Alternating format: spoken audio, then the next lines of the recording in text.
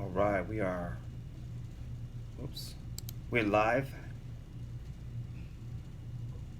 We are live. Yes, we're live. Okay, we're live. What's going on, Facebook family? I want to take a few moments to do a little education on inflammation, the 10 foods that cause chronic inflammation and trigger pain. This is a really, really good article, and what I studied a couple years back was an article from Time magazine that was entitled "The Silent Killer," and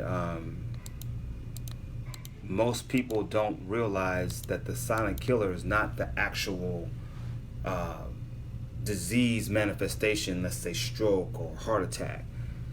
The silent killer is something that's breeding inside the body that is literally created by poor lifestyle choices in the form of, ta-da, yes, inflammation. Inflammation, big deal, guys. It's a very big deal. And as we get older, all of us at some point are going to be faced with fighting inflammation if we're not dealing with it already. And now, here's a question to ask yourself: is inflammation a bad thing? You know, that's something that we should explore. Is inflammation, in fact, a bad thing? Is inflammation a bad thing? Check this out, okay? All right. So I'm going to read the first couple of paragraphs here, and then we'll answer that question as we go along about inflammation and whether it's a bad thing, okay?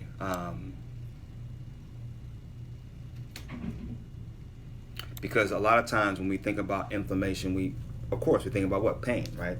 Swelling, pain. So in one sense, it's not really a bad thing to have inflammation, because inflammation is something that takes place when an injury happens so that healing can take place around that site, okay?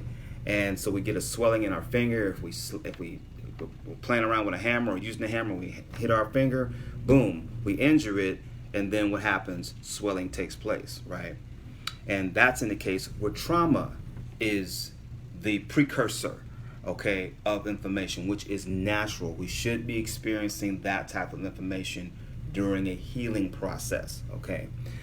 But what about the other type of inflammation? When they talk about silent inflammation, okay, or the silent killer being inflammation, how is that then translated to something dangerous to us that we need to be aware of? Okay, that's what this article brings out. I'm going to spend a few minutes talking about that.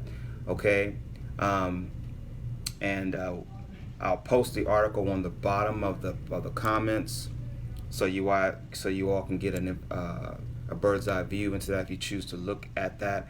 And then I'm going to also, of course, have recommendations for those of you who are interested in what I'm doing in my lifestyle at age 52, going on 53, that has changed the game, where inflammation is not something that I'm dealing with, you know, on a large scale. Maybe on a minuscule scale, but not on a large scale. Okay, so here we go. Inflammation, it says here, again, the article reads, 10 foods that cause chronic inflammation, trigger pain, fatigue. Notice, fatigue, bloating, plus more, okay? So 10 foods we want to avoid. So what are those 10 foods? Let's get into this real quick. Inflammation is at the root of most diseases. And diet, notice, and diet is largely what causes it. Inflammation is at the root of most diseases, and diet is largely what causes it. People always be like, why you always go to the diet? Why always go to the diet? I'm like, look, because we are what we eat, okay? If you are one to consume a standard American diet, what we call the acronym for standard American diet is the SAD diet, or even a vegan diet for that matter. So y'all vegans ain't excluded for this, okay? Me included. you're likely consuming these foods that cause inflammation and weight gain. Okay, so for the standard American diet consumer and for the vegan as well, okay, you might be consuming these foods that are causing you to have inflammation and weight gain. Okay, inflammation isn't always bad. So here we go. Inflammation isn't always bad, mind you. Our bodies naturally inflame when the body is injured or ill. This may manifest as swelling, redness, heat, as well as pain and discomfort, like when you stub your toe, right? That immediate pain you feel is the body working in action to help fix whatever just happened. Okay, I need to turn these off. Sorry about that. Hopefully this live is not kicking in with these on. Can you guys hear me out there? I want to make sure these are off. Hold on one second.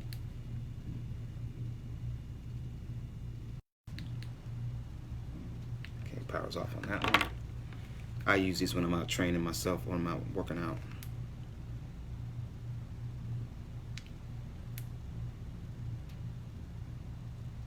One second. Power off. Okay, here we go. All right. So they're using the same example that I just used about accidentally hitting your finger with a hammer, right? And what happens? Inflammation takes place. Okay, why does it take place? Because that's where the body begins to fix whatever just happened. It's a normal and effective response that facilitates healing. So in this sense, inflammation is good, okay? That's what we're supposed to experience. Unfortunately now, chronic inflammation, here's where we have the problem. Here's where it all starts. Unfortunately, chronic inflammation is a different story and is largely caused by diet. Okay? So get this now. Chronic inflammation is a different story. You have inflammation caused by trauma, and then you have chronic inflammation. I'm going to say it again. You have inflammation caused by trauma, and you have chronic inflammation. I'm going to say it again. You have inflammation caused by trauma, and you have chronic inflammation. The two are diametrically different. Diametrically, they're just on two different scales. Two different things are happening. And that's what we need to understand in order for us to arrive at a place where we can be in harmony with. We don't want to be in harmony with the one. We just want to be in harmony with the other one should we have to go through, and that is the trauma. Okay? We want to get away from the chronic side. Okay? Unfortunately, again, chronic inflammation is a different story and is largely caused by diet. Stress. Are you stressed out? Lack of exercise. Are you exercising? Smoking. Are you out there still smoking? 20, 30, 40, 50 years in. Pollution. Your environment around you. Lack of sleep. Okay? It can be seen in those with leaky gut syndrome, arthritis, fibromyalgia, celiac disease, irritable bowel disease. All of this that I'm talking about, all these diseases preventable. All dietary. Okay? It can also play a part in asthma, diabetes, where the body continuously tries to heal tissue but fails. Okay, and this is the problem that we're experiencing as Americans. The body is continuously trying to heal you every day, but you may be doing things on a dietary level that's preventing that from happening because you so caught up in the taste. All right? And this is where our problem comes in. This was hard for us to make that change because we are so in love with our sweet and abusive diet. Okay, notice what I said, sweet and abusive, because we love what we love, but we are suffering physical abuse as a result of ingesting these harmful foods. Okay, as for weight gain, it says here, and it's common, and its connection to inflammation. Inflammation makes our weight control hormone lipid to be less effective, which therefore causes weight gain. Again, as for weight gain, as in connection to inflammation, inflammation makes our weight control hormone leptin to be less effective, which therefore causes weight gain. Thus, the two often come hand in hand. Weight gain and inflammation. Okay? All right, now here we go. 10 foods that cause inflammation. I don't have much longer. I'm going to spend about a couple more minutes. We're going to make this part 1 of part 2, possibly part 3, because this article is kind of lengthy. Okay, going on. 10 foods that cause inflammation. As for foods that contribute to inflammation, here are the 10 worst offenders. Okay, here are the 10 worst offenders. Number 1 on the list, sugar. Are you still consuming pure sugar, CNA sugar, refined sugar, brown sugar? Okay, think about it.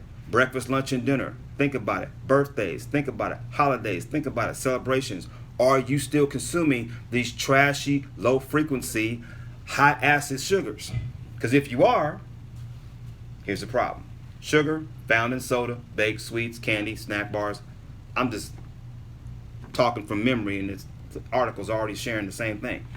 Sugar found in soda, baked sweets, candy, snack bars, all increase levels of glucose in our bodies, which often cannot process quickly enough.